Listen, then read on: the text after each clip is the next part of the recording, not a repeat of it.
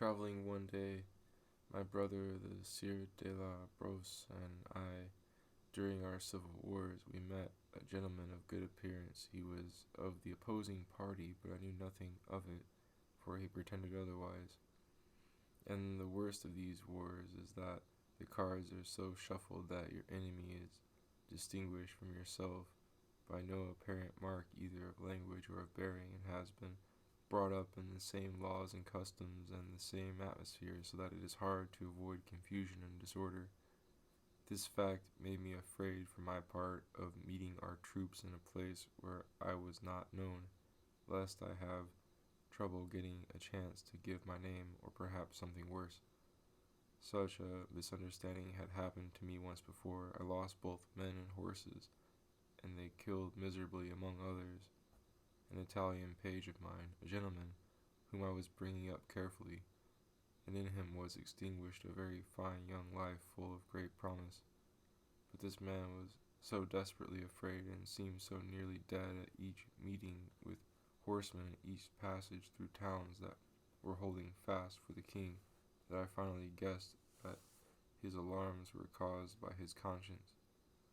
It seemed to this poor man that right through his mask and the crosses on his cassock people would read the secret intentions in his heart. So marvelous is the power of conscience. It makes us betray, accuse, and fight ourselves, and in the absence of an outside witness, it brings us forward against ourselves. Applying a secret whip, our soul is tortured. This story is in the mouths of children. Bessus, a Paeonian, reproached for having wantonly knocked down a nest full of sparrows and killed them, said he had reason to, because these little birds would not stop accusing him falsely of the murder of his father. This parricide until then had been concealed and unknown, but the avenging furies of conscience made the very man bring it out who was to bear the penalty for it. Hesiod corrects the saying of Plato that punishment follows close after sin, where he says that it is born at the same instant with the sin. Whoever expects punishment already suffers it, and whoever has deserved it expects it. Wickedness forges torments against itself. He who plans evil suffers from it most. As the wasp stings and hurts others, but itself most, for there it loses its sting and its strength forever. In the wound they make, they leave their lives. The Spanish fly has in itself something that serves as an antidote to its own poison, by a contrariety of nature. So even while we take pleasure in vice, there is engendered in our conscience a contrary displeasure which torments us, waking and sleeping with many painful imaginings. Often indeed by speaking in their dreams or in delirious fever, men betray their darkest deeds long hidden from the day. Apollodorus dreamed that he saw himself being flayed by the Scythians and then boiled in a cauldron, and that his heart kept murmuring, "I am the cause of all these woes." No hiding place avails the wicked, Epicurus used to say, because they cannot be sure of being hidden, since their conscience discovers them to themselves.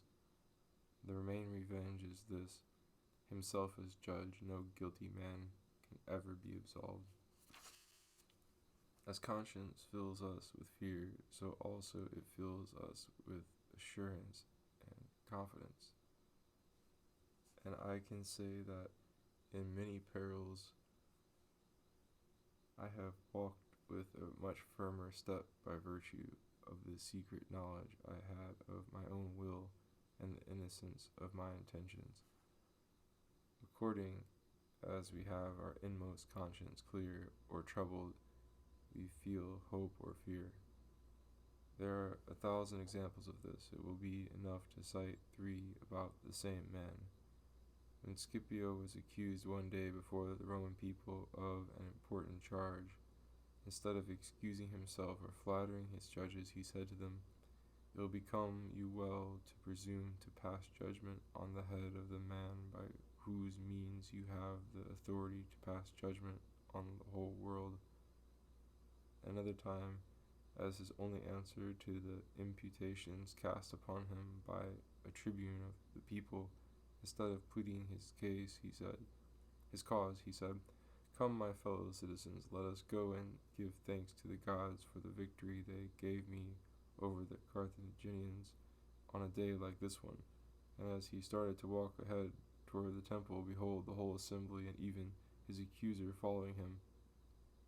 And when Petilius was incited by Cato to ask him for an account of the money he had handled in the province of Antioch, Scipio, having come to the Senate for this purpose, produced the account book which he had under his robe, and said that this book contained precisely the receipts and expenditures in question, but when asked to give it to the recording clerk, he refused, saying that he would not put himself to this shame, and with his own hands in the presence of the Senate he tore it to pieces. I do not believe that a cauterized soul could counterfeit such assurance. He had a heart too great by nature and accustomed to too lofty a fortune, says Livy, to know how to play the part of a criminal and stoop to the depths of defending his innocence. Tortures are a dangerous invention and seem to be a test of endurance rather than of truth. Both the man who can endure them and the man who cannot endure them conceal the truth. For why shall pain rather make me confess what is than force me to say what is not? And on the other hand, if the man who has not done what he is accused of is patient enough to endure these torments, why shall the man who has done it not be also, when so fair a reward as life is set before him? I think that the basis of this invention rests on the consideration of the power of conscience, for the guilty man's conscience seems to abet the torture in making him confess his fault and to weaken him, whereas the innocent man's conscience seems to fortify him against his torture. To tell the truth, torture is a means full of uncertainty and danger. What would a man not say? What would a man not do to escape such grievous pains? Pain forces even the innocent to lie.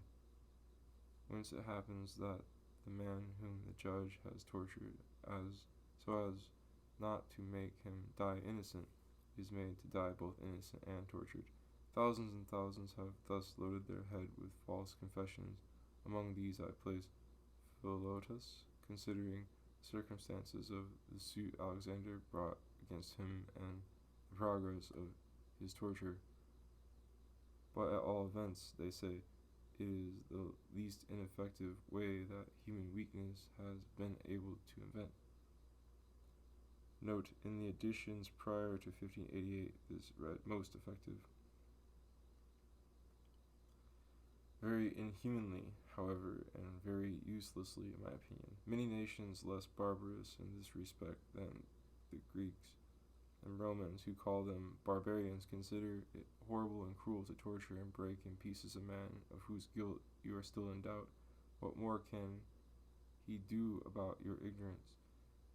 Are you not unjust when, in order not to kill him without cause, you do worse to him than kill him? As proof that this is so, see how many times he would rather die without reason than go through this investigation that is more painful than the execution, and which, by its cruelty, often anticipates the execution and carries it out. I don't know where I got this story, but it represents exactly the conscience of our justice. A village woman was accusing a soldier before an army general, a great doer of justice, of having snatched from her small children the little broth she had left to sustain them with, the army having ravaged all the villages round about. Of proof there was none. The general called upon the woman to consider well what she was saying, since she would be guilty of false accusation if she was lying. When she persisted, he had the soldier's stomach opened up to get light on the truth of the matter, and it seemed the woman was right, an instructive condemnation.